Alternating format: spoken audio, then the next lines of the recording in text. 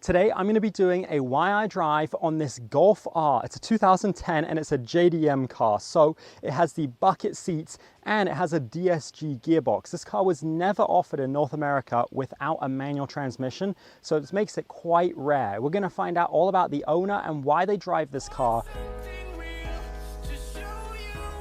So right here, we are back again with Scotty. You guys know Scotty. This is the third car of yours we've done on the channel.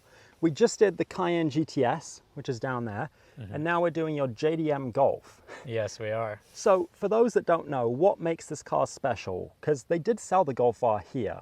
Yeah, so they did sell the Mk6 Golf R in North America. They only sold them in a manual transmission gearbox. Nice wingback bucket seats were never an option for North America. From my knowledge, they're an option in Europe, Japan, and wherever else in the world. Australia. Yeah, could be, but not Canada or United States. So other than the seats and the DSG, does anything else make this car different from the North American ones? From what I've learned since owning it, has the Euro taillights. So essentially, most JDM European cars, they're a Euro spec car, just with the steering wheel on the other side. So they have all the cool Euro spec bits that all the North American market cars never received. So this car's right-hand drive, right? That's correct. So what's it like driving a right-hand drive Golf here in Canada? I mean, some people look at it, they're like, really? Right-hand drive Golf? But yeah, you know, when you could import something this cool from Japan, you kind of have to, you know, take a leap of faith and try it out. So is this the first one of these in North America?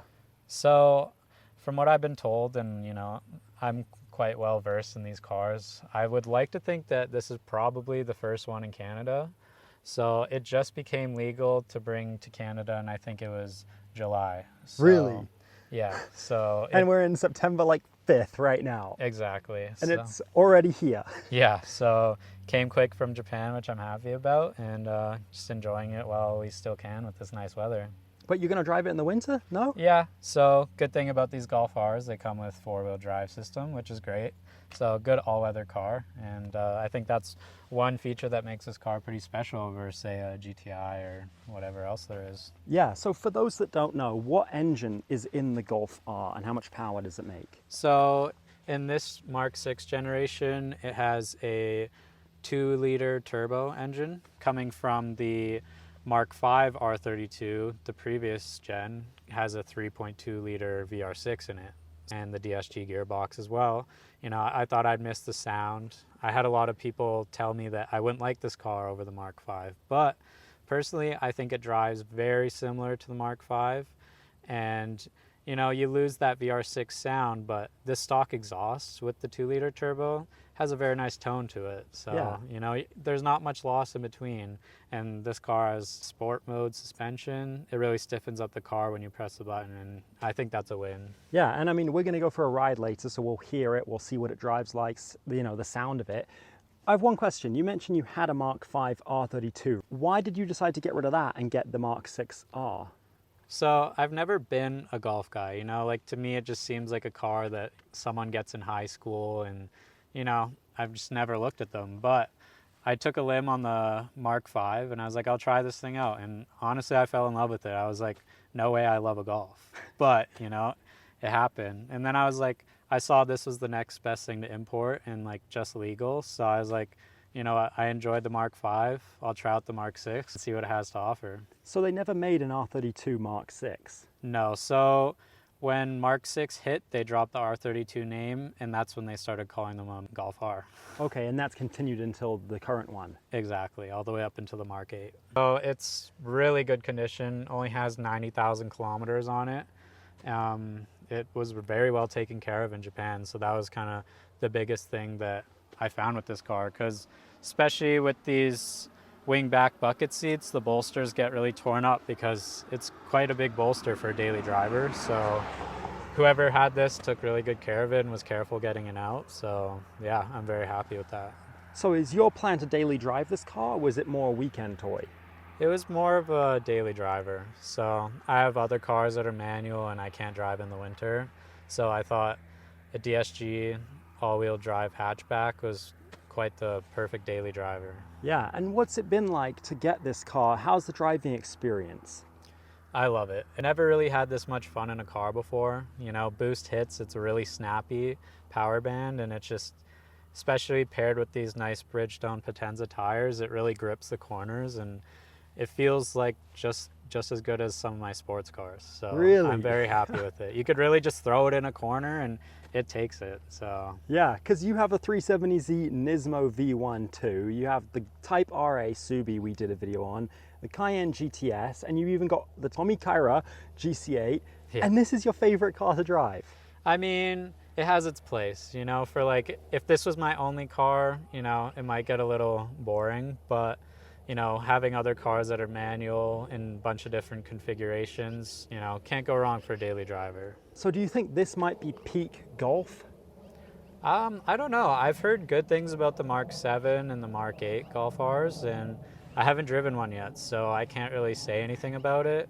You know, I thought the Mk5 was the best with no other prior knowledge, but I love the way it drove.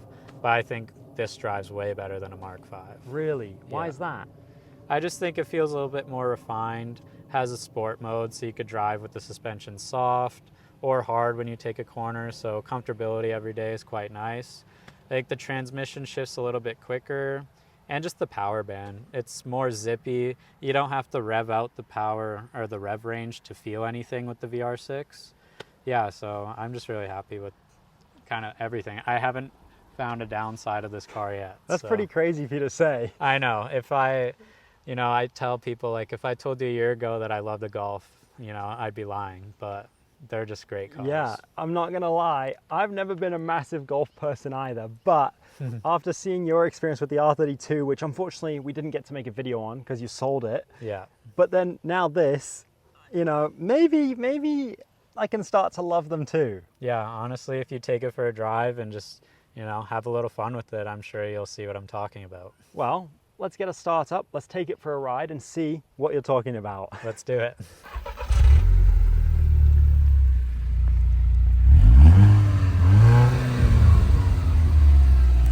Not bad.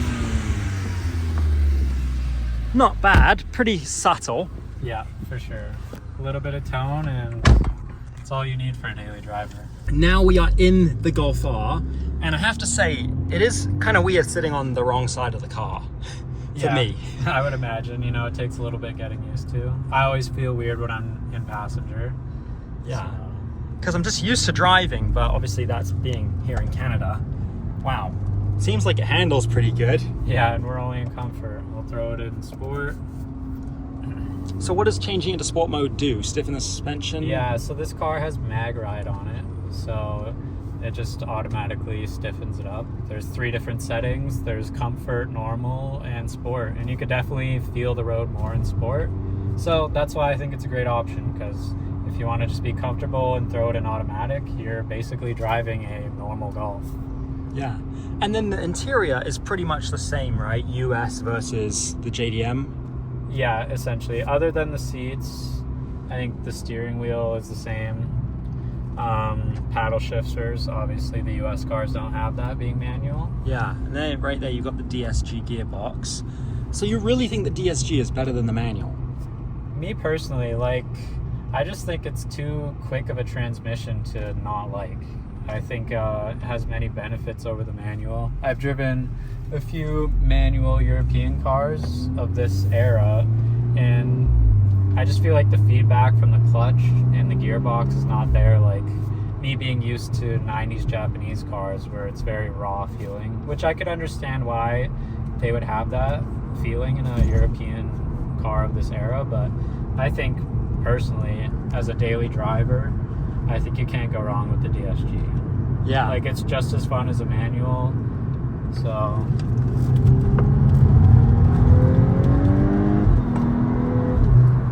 Yeah. It's pretty quick and it grips up pretty well. Wow. Yeah, it surprisingly has a lot of grip. I mean, it has some good Bridgestone tires on it, like I said, but yeah, it just, yeah, it'll take it, the corners like crazy. Maybe this is the reason so many Porsche owners daily drivers a Golf R, Golf GTI, R32 even. You know? Yeah, like I never understood, like I always saw people with like crazy cars and they daily drive like a Mk7 Golf R, and I'm like, that's kind of a lame daily, but I think I get it now after owning one. So would you recommend someone buy one of these? 100%. I don't think you can go wrong with one of these. I think from a daily driver aspect, I think it's a great car. I mean, I'm sure there's other cars out there, but depending on what your needs are. But if you're looking for a small city car that's quick and can handle pretty good, I'd say it's a great option. And for someone that might be cross-shopping this with like an Audi S4 or something, what would you say? I mean, personally, I own an Audi S4 as well, a B8. The B8 S4 is definitely a quicker car in comparison with the supercharger, but it definitely feels like a boat compared to this. The way I've been telling people is this feels like a mini S4. So if you're looking to sacrifice some luxury and like a little bit more space, depending if you have an Avant or a sedan, I think, you know, this is, in my opinion, I would keep this over the S4. Yeah. Well, I guess we'll find out because you have both. Yeah. I forgot to mention, he also has an S4 wagon, which is also imported because you can't get that in America, but we can now in Canada. So, yeah. Anything so much to look out for when buying one of these? I know that these engines around the 100,000 or 120,000 kilometer mark, you should do the timing belt, which is, you know, most cars you should look into if it has a timing belt. So that's one thing with these, and you know, I think either I got lucky, but when I imported this and looked under it, it was dry as a bone, and you know, there wasn't really any leaks of concern to look at. But yeah, I think mainly just keep up with maintenance as you should with any car, and I think it'll treat you well. Well, there we go. Thank you guys for watching this Why I Drive with Scotty. We're going to do some more of his cars, the 370 Nismo and other stuff in the future. But yeah, if you have a cool car with a cool story, DM me on Instagram. We can do a Why I Drive, and never ever quit your dreams. Remember, God loves you. See you next video.